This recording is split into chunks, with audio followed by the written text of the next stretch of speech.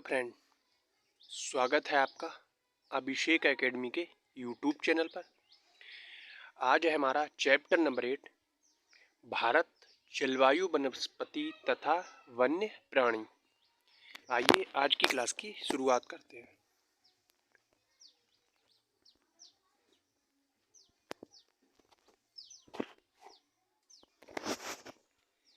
आप मौसम के बारे में प्रतिदिन समाचार पत्रों से पढ़ते हैं तथा टेलीविज़न पर देखते हैं अथवा दूसरों को इस संबंध में बात करते हुए सुनते भी हैं।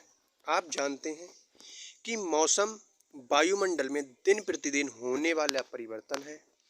इसमें तापमान, वर्षा तथा सूर्य का विकिरण इत्यादि शामिल है। उदाहरण के लिए मौसम कभी गर्म कभी ठंडा होता है, कभी कभी आसमान में बादल छा जाते हैं तो कभी वर्षा होती है। आपने ध्यान दिया होगा कि जब बहुत दिनों तक मौसम गर्म रहता है तब आपको ऊनी वस्त्रों की आवश्यकता नहीं पड़ती है। आप खाने पीने में ठंडे पदार्थों को पसंद करते हैं। इसके विपरीत ऐसे भी दिन होते हैं जब आपको ऊनी वस्त्रों के बिना ठंड लगती है, ठंडी और तेज हवाएं चलती हैं। इन दिनों में आप गर्म चीज़ें खाना पसंद करते हैं। सामान्यतः भारत में प्रमुख मौसम होते हैं। दिसंबर से फरवरी तक ठंडा मौसम यानी कि सर्दी, मार्च से मई तक गर्म मौसम यानी गर्मी, जून से सितंबर तक दक्षिण पश्चिम मानसून का मौसम यानी कि वर्षा, और अक्टूबर और नवंबर में मानसून लौटने का मौसम यानी कि शरद ऋतु। शीत ऋतु, ठंडे मौसम में सूर्य की किरणें सीधी नहीं पड़ती हैं, जिसके परिणाम स्वरूप उत्तर भारत का तापमान कम हो जाता है। ग्रीष्म ऋतु, गर्मी के मौसम में सूर्य की किरणें अधिकतर सीधी पड़ती हैं, तापमान बहुत अधिक हो जाता है। दिन के समय में गर्म एवं शुष्क पवन बहती हैं, जिसे लू कहते हैं।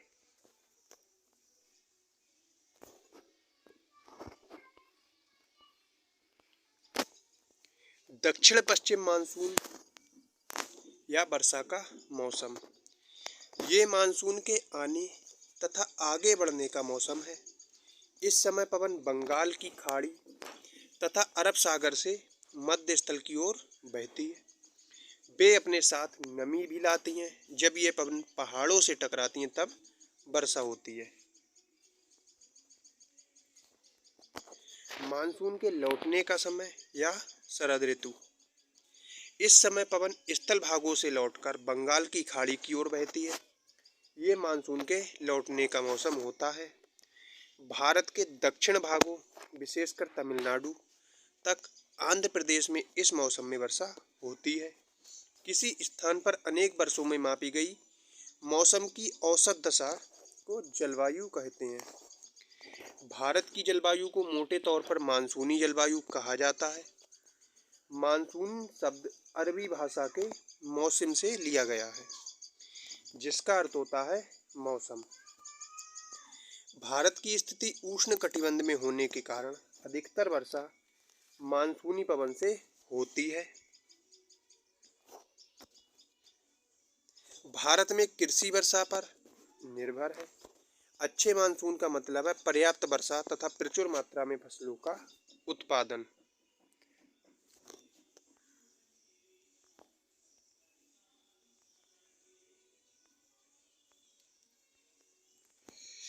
किसी स्थान की जलवायु उसकी स्थिति, ऊंचाई तथा समुद्र से दूरी तथा उच्चावच पर निर्भर करती है। इसलिए हमें भारत की जलवायु में क्षेत्रीय विभिन्नता का अनुभव होता है। राजस्थान के मरुस्थल में स्थित जैसलमेर तथा बीकानेर बहुत गर्म स्थान है, जबकि जम्मू तथा कश्मीर के द्रास एवं कारगिल में बर्फीली ठंड पड़ती है। तटीय क्षेत्र जैसे मुंबई तथा कोलकाता की जलवायु मध्यम है। वे ना ही अधिक गर्म हैं और ना ही अधिक ठंडे।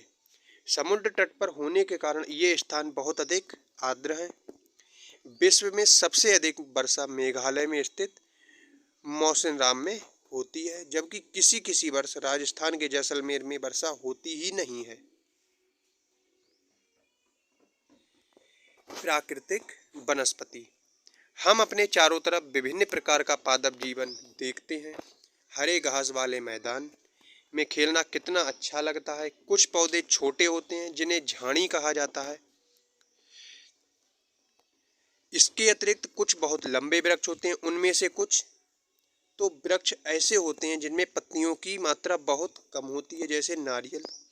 घास, झाड़ियाँ तथा पौधे जो बिना मनुष्य की सहायता के उपजते हैं, उन्हें प्राकृतिक वनस्पति कहा जाता है।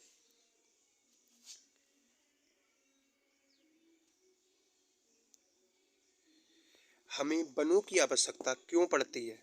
वन हमारे लिए बहुत लाभदायक है। ये विभिन्न कार्य करते हैं। पेड़ पौधे ऑक्सीजन छोड़ते हैं जिसे हम सांस के रूप में लेते हैं तथा कार्बन डाइऑक्साइड को ग्रहण करते हैं। पेड़ पौधों की जड़ें मिट्टी को बांध कर रखती हैं तथा इस प्रकार वे मिट्टी के अपरदन को रोकते हैं।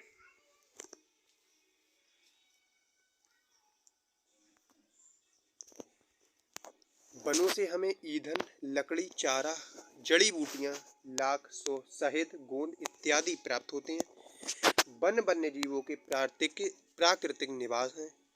पेड़ों की अंधाधुंध कटाई के कारण भारी मात्रा में प्राकृतिक वनस्पतियां समाप्त हो गई हैं। हमें अधिक पौधे लगाने चाहिए। जो पेड़ बचे हैं उनकी रक्षा करनी चाहिए एवं लोगों को पेड़ों के महत्व के बारे में बताना चाहिए। हम लोग कुछ खास आयोजन जैसे वन महोत्सव मनाकर अधिक से अधिक लोगों को इस प्रयास में शामिल कर सकते हैं तथा पृथ्वी को हरा भरा रख सकते हैं।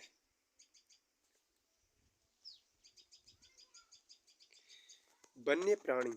वन विभिन्न प्रकार के वन्य जीवों का निवास स्थान होता है। वनों में जंतुओं की हजारों प्रजातियां तथा बड़ी संख्या में विभिन्न प्रकार के सरीसृपों, उभयचरों, पक्षियों, स्तनधारियों, कीटों तथा कृमियों का निवास होता है।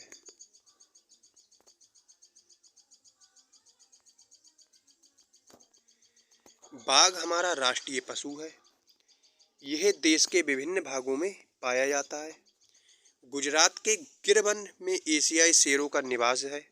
हाथी तथा एक सींग वाले गैंडे असम के जंगलों में घूमते हैं। हाथी केरल एवं कर्नाटक में भी मिलते हैं। ऊंट भारत के रेगिस्तान तथा जंगली गधा कच्छ केरल में पाए जाते हैं। जंगली बकरी, हिम तेंदुआ, भालू इत्यादि हिमालय के क्षेत्र में पाए जाते हैं। इनके अतिरिक्त बहुत से दूसरे जानवर जैसे बंदर, सियार, भेड़िया, नीलगाय, चीतल इत्यादि भी हमारे देश में पाए जाते हैं। भारत में पक्षियों की भी ऐसी ही प्रचुरता है। मोर हमारा राष्ट्रीय पक्षी है। भारत में पक्षी तोता, मैना, कबूतर, बुलबुल, बतख इत्यादि हैं। अन्य बहुत सारे पक्षी उद्यान हैं जो पक्षियों को उनका प्राकृतिक निवास प्रदान करते हैं। उद्यान शिकारियों से पक्षियों की रक्षा करते हैं। भारत में सांपों की सैकड़ों प्रजातियां पाई जाती हैं। उनमें कोबरा एवं करैत प्रमुख हैं। वनों के कटने तथा जानवरों के शिकार के कारण भारत में पाए जाने वाले वन्य जीवों की प्रजातियां तेजी से घट रही हैं। बहुत सी प्रजातियां तो समाप्त भी हो चुकी हैं। इनको बचाने के लिए बहुत से नेशनल पार्क, पशु विहार तथा जीव मंडल आरक्षित क्षेत्र स्थापित किए गए हैं। सरकार ने हाथियों तथा बाघों को बचाने के लिए बाघ परियोजना एवं हस्त परियोजना जैसी परियोजनाओं को शुरू किया है।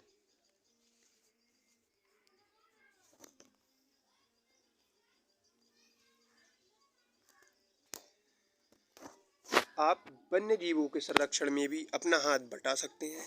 आप जानवरों के शरीर के विभिन्न अंगों जैसे हड्डी, सींग तथा पंख से बने पदार्थों को खरीदने से इनकार कर सकते हैं।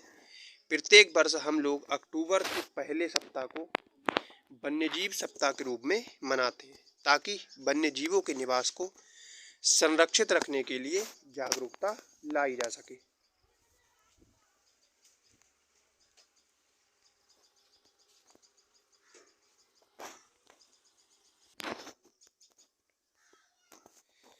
प्रवासी पक्षी।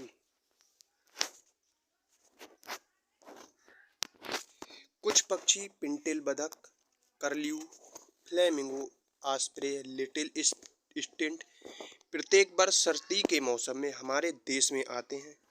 सबसे छोटी लिटिल स्टिंट जिसका वजन 15 ग्राम होता है, आर्कटिक प्रदेश से 8000 किलोमीटर की दूरी तय करके भारत आते हैं। ऐसे पक्षी प्रवासी पक्षी कहे जाते हैं। तो आज हमारी कक्षा 6 यानी कि क्लास 6 की ज्योग्राफी एनसीईआरटी के सभी चैप्टर कंप्लीट होते हैं। कल से हम क्लास 7 की शुरुआत करेंगे।